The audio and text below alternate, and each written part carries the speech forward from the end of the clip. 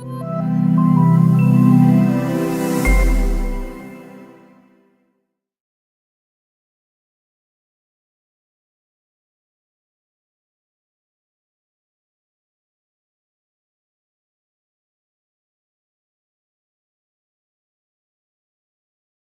is from Rosemarie at Yorktown Heights, New York. If I license my images as wall art or prints, should I not sell my own prints of the same images in local art shows and galleries? Okay. Well, I suggest that you buy the prints from them. You don't want to sell your own prints of the same images if you have a licensee. Absolutely bottom line. Once you license any type of product, if you say you'd been manufacturing wall art and canvases and mugs, and you've been selling them on your website, and you've been selling them of these certain popular images at local craft shows and things like that. Once you get a licensee, you want to stop any production you're doing, whether it's print on demand or low run or high run, doesn't matter. Stop your production. And then what you'll do is you want to actually buy the product from your licensee to resell it. So you'd want to work out a deal where you're buying it at a wholesale cost, royalty free.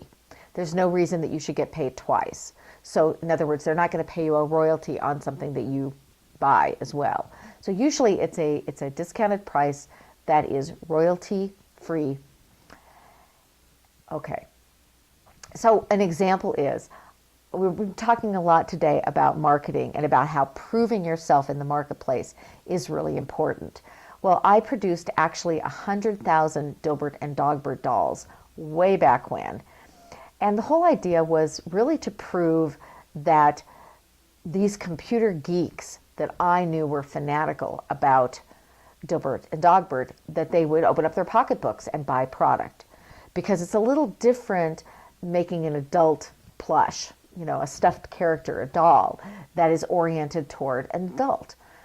So I found a manufacturer, invested, produced the product, and sold it out.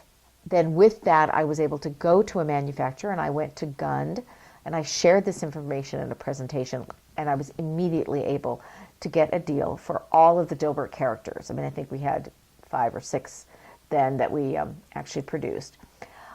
Then I, of course, stopped production, and I then purchased the product at wholesale cost on a royalty basis from Gund, and I shipped it to my warehouse, and I sold it on the internet as a part of the Dilbert store. So there's an example of, doing something. You invest, you really, are going to prove something so that you are going to get the attention of a manufacturer. If you do it at a very low level, it can really backfire because the manufacturers, well, one thing would be great to do is to find out what a manufacturer thinks is a good number of sales. Maybe it's not 100,000, maybe it's only 10,000. And if you can if you can sell 10,000 of something and prove that there's still an audience that hasn't been served, you may very well get a deal.